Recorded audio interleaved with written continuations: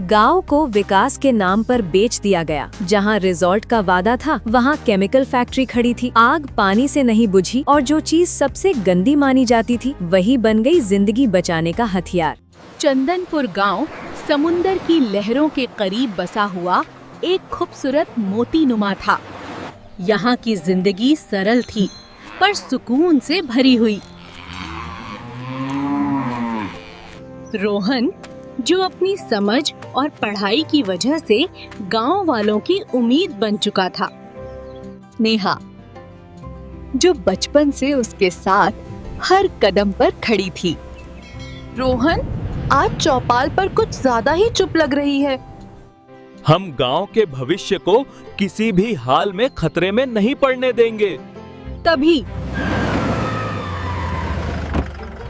गांव का सरपंच अपनी नई जीप से उतरता है। अरे भाइयों, इतनी खामोशी क्यों? मैं तो गांव की भलाई के लिए ही आया हूँ। गांव वालों, खुशखबरी है। सरकार और एक विदेशी कंपनी मिलकर हमारे चंदनपुर को स्मार्ट गांव बनाने के लिए काम कर रहे हैं। यहाँ समंदर के किनारे एक बहुत बड़ा इको रिसोर्ट और होटल बनेगा।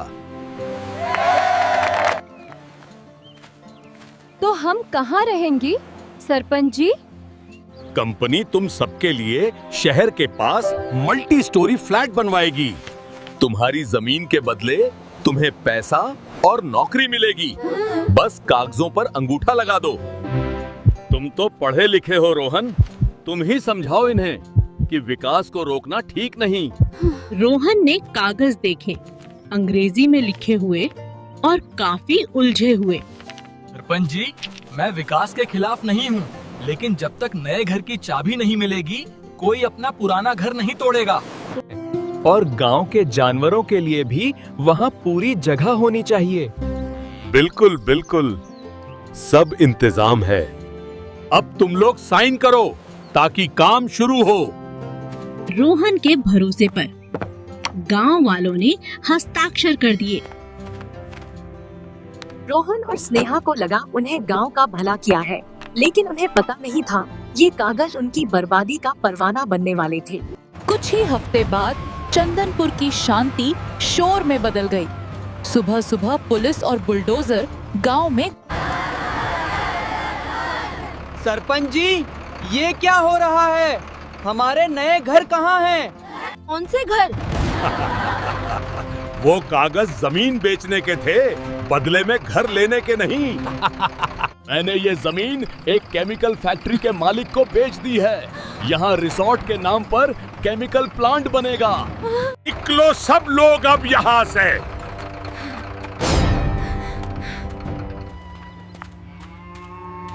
और हमारी गाय भैंसे, उनका क्या होगा? ये वक्त सच सबके सामने था, पर लड़ाई अब शुरू होने वाली थी। भैंसों को वहीं छोड़ दो या समंदर में फेंक दो, मुझे फर्क नहीं पड़ता। आज शाम तक गांव खाली चाहिए। लोगों के घर नष्ट हो रहे थे।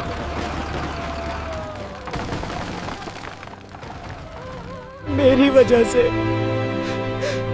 सब मेरी वजह से हुआ। रोहन खुद को गुनहगार मान रहा था और टूटकर रो पड़ा। तभी रोहन की दादी वहाँ आई।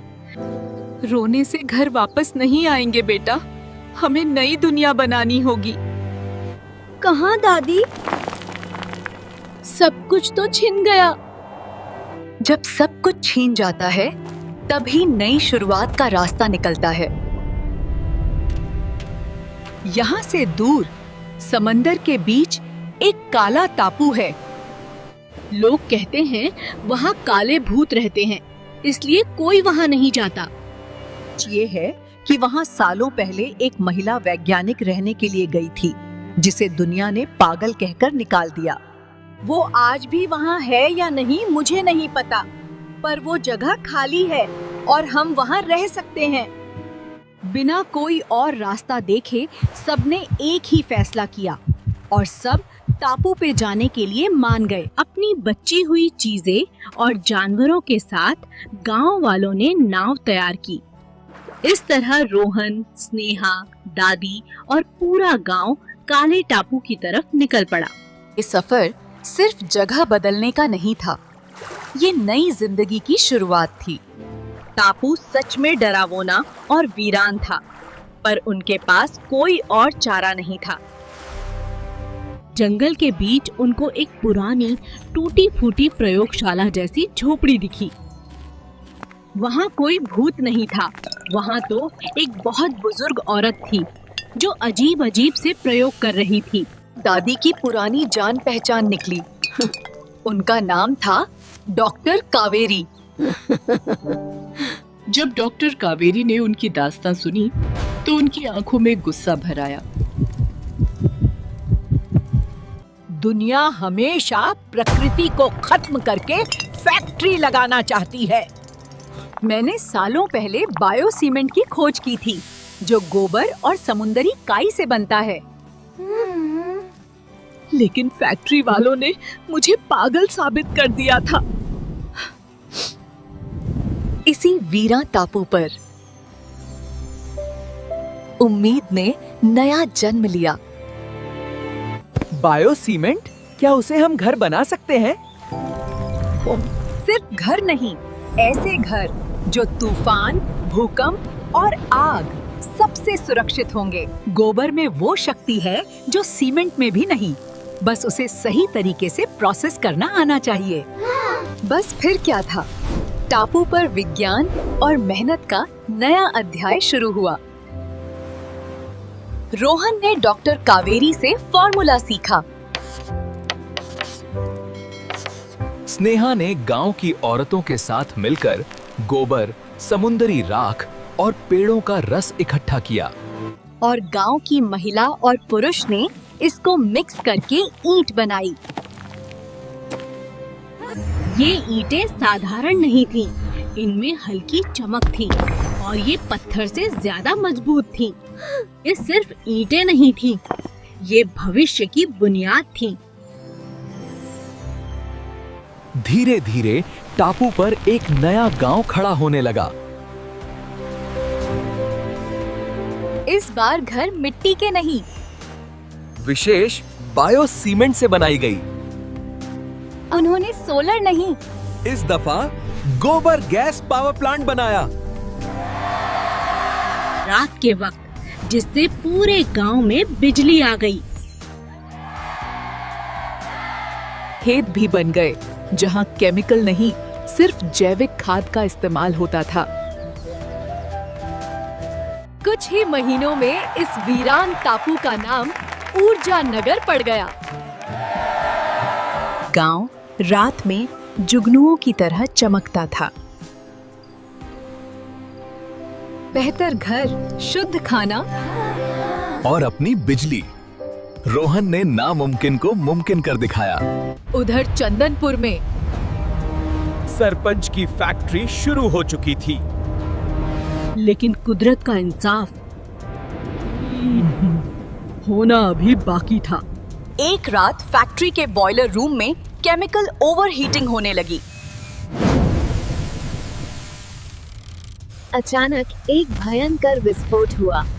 ये साधारण आग नहीं, केमिकल फायर थी। आग पर पानी डाला गया, लेकिन आग बुझने के बजाय और भड़क गई। हवा का रुख ऐसा था कि धुआं और लपटें तेजी से फैलने लगीं। बचाओ, मुझे बचाओ! रास्ता बंद हो गया। फायर ब्रिगेड पहुंची, पर आग पर पानी बिल्कुल बेअसर था।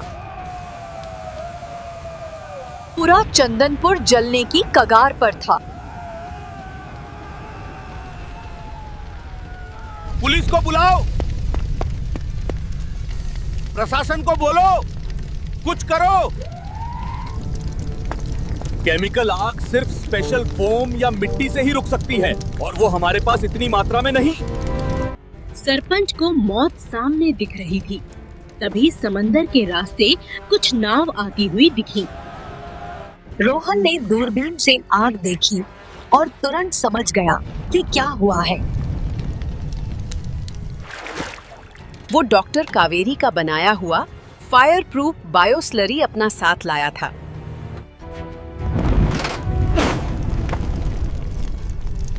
कृपया हमें बचाओ, रोहन। रोहन ने एक पल भी बर्बाद नहीं किया। जैसा ही वो घोल आग पर गिरा, उसने केमिकल के ऊपर एक मोटी परत बना दी। ऑक्सीजन की आपूर्ति कट गई। जो आग पानी से नहीं बुझी, वो गोबर घोल से कुछ ही मिनटों में शांत हो गई है। आज विकास और लालच के बीच प्रकृति जीत गई थी। धुआं के बीच जब सब शांत हुआ, फैक्ट्री पूरी तरह बर्बाद हो चुकी थी, लेकिन जिंदगियां बच गई थीं। पुलिस इंस्पेक्टर वहां पहुंच चुका था। उसने देखा कैसे गांव वालों ने आग बुझाई। आपकी लापरवाही और अवैध रूप से रसायनों का भंडारण करने के कारण ये दुर्घटना हुई। आपको गिरफ्तार किया जाता है। सरपंच को हथकड़ी लग गई।